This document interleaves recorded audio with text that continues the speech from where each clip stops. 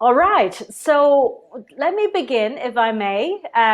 This is, in fact, one of the concepts that's being inspired by our professor at INSEAD when we studied the Executive Masters in Change, Professor Cree, who taught us about emotional capital. And I'm going to address it from an individual perspective.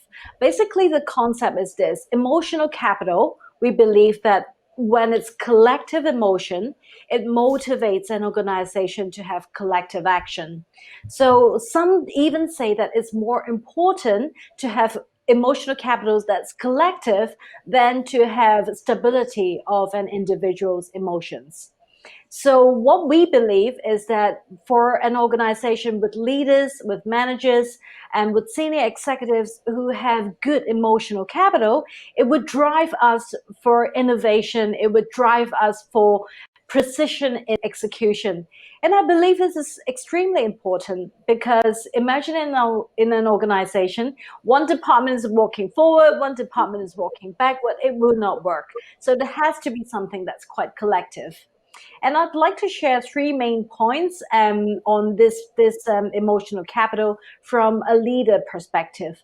The first I feel is very relevant to our days is what we call thoughtful passion. It's not just passion, like blind passion, I really love something, I want to do it, but it's thoughtful passion, meaning as a leader in the disruptive age, as a leader in the times of change, you have to be able to not only hold your passion and to center yourself, but also to have a very clear mind in thinking about what that passion should lead you to. Basically, it's both a driving by your heart and also driving by your head. So you have so many different options that you can develop your business in, as you will also hear from our research later on. But what is it that you would like to pursue? I think that's very important as a leader. You not only have passion for the long term, but you have a clear head as to which area you should be driving your organization to. And the second point, which I felt was very relevant to these days, is what we call aspirational discontent. When hearing the word discontent, you would think that is a negative word, but in fact, it is not. Because discontent with aspiration would mean that this type of leader, type of senior managers, they're constantly on the look for area that have not been fully, the muscles have not been fully flexed. So they would be looking at area where they can improve, underperforming area or underdeveloping area. You would typically hear a leader with aspirational discontent talk about things like what is next, or how can we better ourselves, or what is the industry benchmark? Could we lift our benchmark? Could we lift our standards? So aspirational discontent is an other individual leadership emotional capital, which I find highly relevant. And the last one that I would like to address briefly is the notion of authenticity.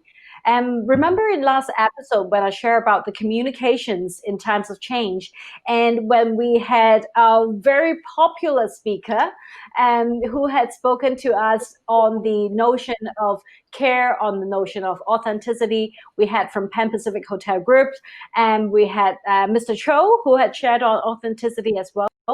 I feel that authenticity is the ground, the basis of a change leadership, meaning you're honest, you're open, you're also very comfortable having failure conversations, because it's inevitable during times of innovation and change that you will come across failure, or you would come across experiments that do not go according to plan.